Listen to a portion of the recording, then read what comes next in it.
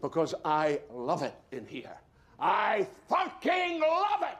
This was Steven Spielberg's first feature-length film directorial debut, which was originally planned to only be a made-for-television movie for the ABC network. But because the film was so well received, Universal decided to add 15 minutes to the runtime and gave it an international theatrical release. The story follows David Mann, played by Dennis Weaver, and he's a traveling salesman on a trip through rural California, going to see a client. While on the way, he passes a slow-moving truck and soon realizes that the truck isn't going to let that slide. And what unfolds is a thrilling cat-and-mouse chase movie, which I enjoyed completely. The movie surprisingly did not feel outdated because the core mechanic is something that's relevant even today, road rage, and how you should keep that in check. You can see already here with this, the makings of a brilliant filmmaker, even at his young age of 24. And you can see the terrifying elements that would later go on to make Jaws so famous.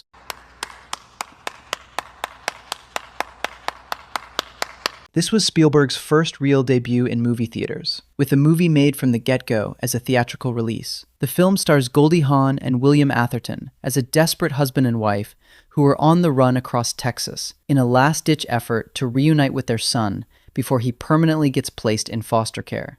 And to make things worse, while breaking her husband out of jail to go on this trip, they kidnap a police officer as well, which results in them now being on the run from the law. Believe it or not, this is actually based on a true story. The standout here was Goldie Hawn giving a strong performance as a mother, just trying to get to her son. This movie has a lot of heart, strong performances, and a really fascinating story. Hey, I've seen this one. This is a classic. Jaws is more than just a shark movie. Jaws is a cinematic masterpiece that changed Hollywood forever. Released in 1975, the film follows a small beach town thrown into chaos when a great white shark starts attacking swimmers. We all know this, but what makes Jaws so effective is its building up suspense. You rarely see the shark, so your mind starts imagining what this thing looks like. John Williams' legendary score and the tension is absolutely unforgettable. The performances were fantastic, especially from Roy Schneider, Richard Dreyfuss, and Robert Shaw, whose chemistry on screen carries the second half of the film. I mean, even decades later, when people talk about shark movies, Jaws will always be in that discussion. Just freaking amazing. That's how I describe it. Okay. The film follows Roy, played by Richard Dreyfuss, who is just an ordinary guy whose life is pretty much changed forever when he has an encounter with a UFO. And as strange things start happening around the world, he makes it his mission to uncover the truth about what he saw. If you consider this was made in 1977, it was a very ambitious film to make. While I do respect what Spielberg accomplished with this one, the characters weren't as fleshed out as they needed to be, considering how slow-paced the movie is, so you're not as invested in them. Its visual effects are amazing for the time period, but it's just not that high up on my list. Still an amazing watch, though. This was Spielberg's first real attempt at a purely comedic-driven movie about the days following the attack on Pearl Harbor, which is an unusual time to base your comedic film on, if I'm being honest. The film's biggest weakness is how it leans into its chaotic energy way too much for its own good, and the non-stop jokes and over-the-top situations the characters get themselves in just got a bit much for me. But if you're looking for a crazy, energetic comedy that you haven't watched yet, you might want to give this a watch.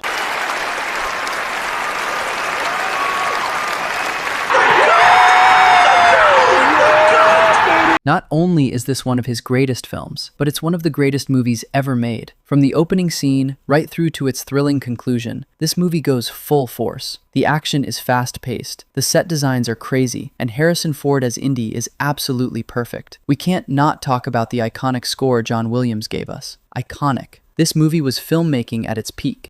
Oh, it's beautiful. I think what makes this movie so beloved among so many classics is just the heart this story brings. At its core, it's a story about friendship, loneliness, and that need for connection. Henry Thomas gives an amazing performance as Elliot, and the relationship that builds between him and E.T. just feels genuine and believable. Yeah, this one will always have a special place in my heart.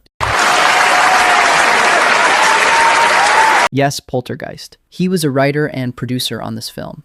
This one is probably one of the most iconic horror movies to come out of the 80s, and the story focuses on a loving family whose home suddenly becomes a hotspot for supernatural activity. And you can see his creative fingerprints all over this movie's cinematography. This was really well done.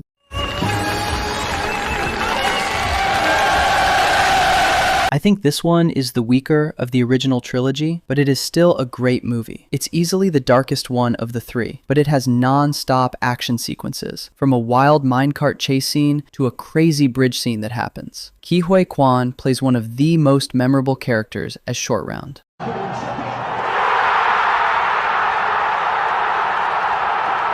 This tells the story about resilience, hope, and personal triumph. The film follows Celie, played by Whoopi Goldberg, who endures years of abuse and hardships while searching for her own sense of self. Whoopi gives an outstanding performance in this. In fact, the entire cast deliver amazing performances. The story can be heartbreaking, but its message of perseverance and empowerment is never lost. I think this remains one of his most important works.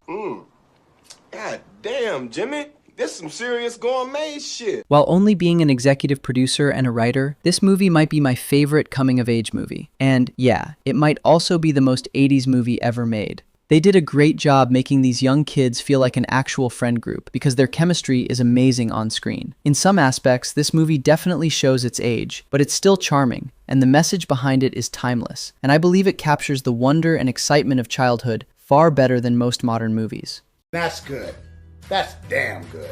This, to me, is his most overlooked movie, as it follows the story of a young British boy, played by Christian Bale, living with his parents in Shanghai, whose life is then flipped upside down when the Japanese invaded in 1941 after the Pearl Harbor attack. And getting separated from his parents, now he has to fend for himself, alone, traveling through all these countries, trying to reunite with his parents. Bale gives an incredibly mature and emotional performance in this, and it's one of his best to me.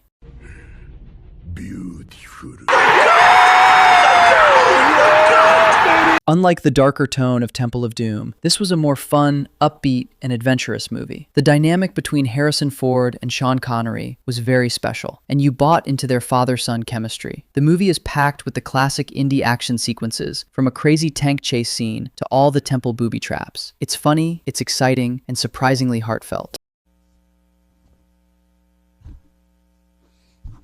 I don't know. By far my least favorite of his movies. The story is about this aerial fighter pilot who dies in the line of duty, and his ghost comes back because he has some unfinished business, and now helps his wife find another lover in order for them both to move on. It has a great cast, but it is severely lacking that Spielberg magic. Underrated. 1,000,000,000% underrated. I grew up watching this movie, and I definitely believe it is an underrated gem. I mean, if you're gonna tell a story about Neverland, why not have Robin Williams play an adult Peter Pan? It just makes sense. He had that youthful energy that just made you love the guy. It's the perfect mix, man. Robin plus Spielberg equaled a good fun time for me.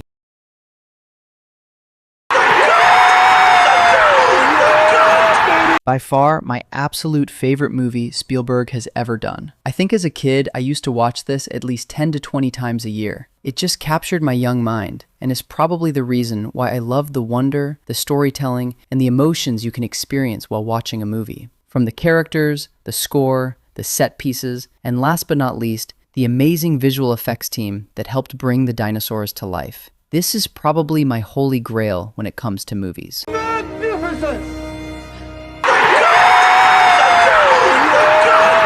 In 1993, he would put out two classics, the one being Jurassic Park and the other being this masterpiece. 1 year, 2 masterpieces. The man was on fire during this period. The story revolves around a very self-centered, profit-driven opportunist and his transformation into someone willing to give up everything for others, played perfectly by Liam Neeson. It's a hard watch, but it's one of those you need to watch at least once in your life. Not bad, not bad. Yeah, this movie gets a lot of hate for not living up to the first one, which it honestly was never going to do. The first one is perfect in every way. I do think this movie is overhated. It was fine. I enjoyed it for what it was. Definitely another one of his bests, in my opinion. This was Jimon Hunsu's first breakout performance, as he does an amazing job in the role. He plays as a farmer who is captured and sold into slavery, then leads a mutiny aboard the slave ship, trying to fight for their freedom. This is a powerful movie, and you should give it a watch if you have not yet.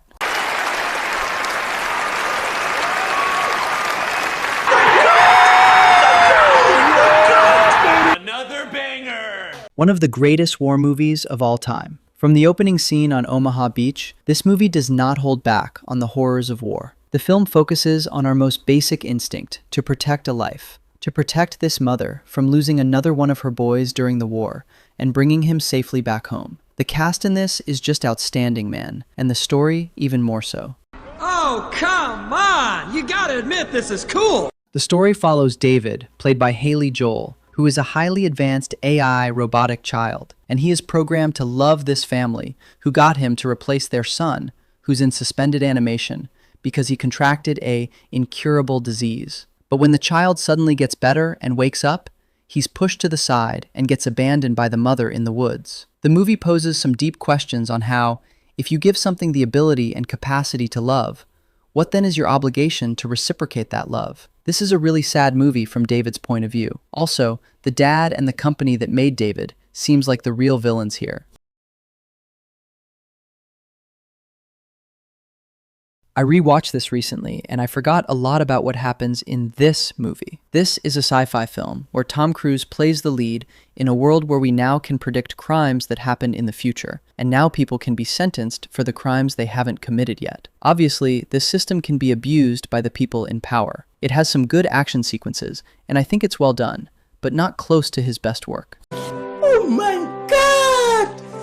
Wow! This tells the story of a young teenage con man, played by Leo, who smooth talks his way into various professions while being chased down in a cat-and-mouse game by an FBI agent played by Tom Hanks. It ends up being a very smart, funny, and heartfelt story.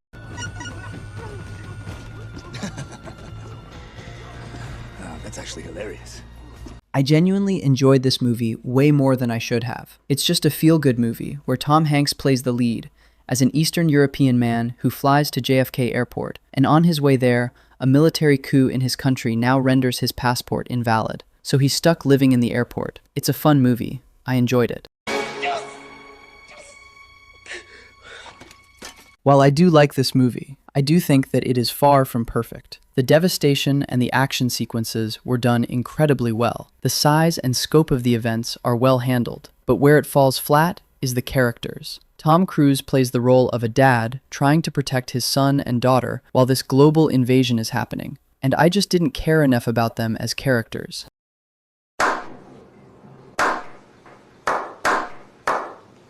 This movie is about the real-life events that occurred after the 1972 Olympic Games massacre, and this functions as a revenge movie as we follow this team who start off looking for the ones responsible with righteous purposes, and how that spirals down to loss of morality and humanity, seeking revenge. This is another heavy one, man. Like Payne said, it's an endless cycle of hatred. What do you mean,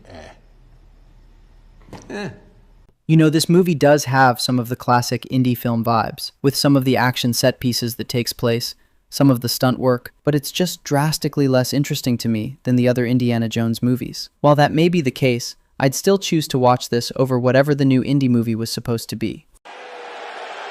Mid! This movie is right down the middle for me. I didn't hate it, but I also didn't love it very much either. It has one amazingly well done scene, which is a motorcycle chase scene, but other than the stellar animation, this movie doesn't have much else. Lackluster characters and a weak script really drag it down. Oh, good. Why, that's very good. Yes, I like that. This is another one where Spielberg dives into the horrors of war aspect, as this story is set in World War I and the different experiences and interaction, but mainly through the point of view of this horse. It goes around from owner to owner during these bleak times, and it ends up being a very emotional movie. Yet another rough one to get through.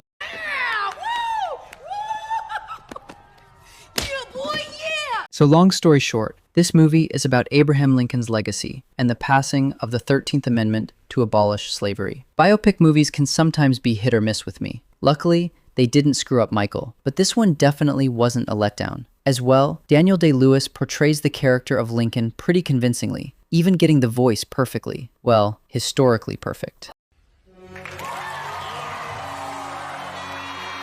Spielberg and Tom Hanks team up once again for a Cold War political thriller. Tom plays a lawyer who has to defend a Russian spy who was caught, and in some turn of events, the Russians find one of our spies as well, and now it turns into a very intense negotiation movie to do a peaceful swap between the two. It's a well-written story about treating people with human decency that has some pretty well-written characters.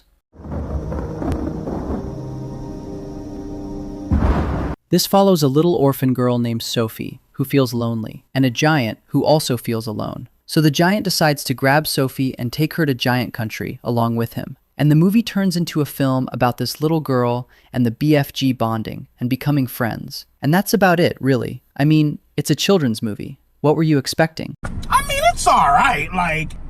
This movie stars Meryl Streep and Tom Hanks, and it's set in the early 1970s that dramatizes the real-life battle between journalists and the US government regarding some documents that they got a hold of about the US's involvement in the Vietnam War. I thought it was an okay one. It has some good performances and good directing, but I didn't find myself as interested as I thought I would be.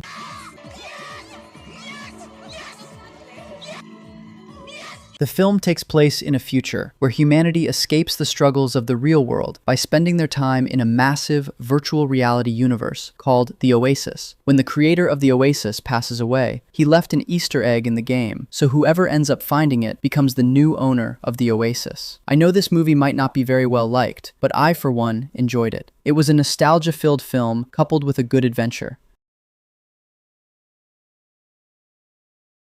This was Spielberg's first attempt at directing a musical, and it stars our favorite actress, Rachel Zegler. Weird. And the story is about two young people from rival gangs, whose relationship threatens to ignite even further conflict between the gangs. I think it was pretty well done. The actors gave amazing performances, and the story presented was pretty good. Nice. Made me happy, made me smile. Nice. This movie functions as an autobiography about Steven Spielberg himself, from his younger days to discovering movies to his love for filmmaking, all the way through to him getting his first real big break as a director. It offers a deeply emotional look into Spielberg's life, his family struggles, his personal growth, and the challenges one faces when coming of age. It's beautifully directed as always, and it's a nice look into one of the best filmmakers. We have finally reached his latest movie, Disclosure Day. Josh O'Connor plays a young cybersecurity expert who steals a bunch of thumb drives that prove there is life beyond our planet, and they might already be living amongst us. He then meets Emily Blunt's character, a Kansas City TV meteorologist, who, while live on air, starts having something happen to her, and now the government is after the both of them. The action in this movie is pretty solid. I'll say the standout performances were Colin Firth playing the government baddie, and Coleman Domingo is great as well. But Emily Blunt, man, she is just an amazing actress. She steals every scene she's in. We also have John Williams back on the score for a very good soundtrack. Now, for what I didn't like about the movie. Some of the CGI could have definitely been done better. I mean, this is a Spielberg movie. Come on. And while the story is engaging, it does come off as bland at times. Also, if you're looking for an all-out alien movie where you get all the info, you might be a little disappointed, because you do leave the theater with more questions than answers. So all in all, Disclosure Day was a good movie. Not a great movie, but just a good one. Not bad, not bad. If it wasn't obvious from some of the rankings, Steven Spielberg is one of my all-time favorite directors. I have a lot of core memories of watching his movies growing up. What has been your favorite Spielberg movie to date? And as always, thanks for watching, and leave a like, comment, and subscribe.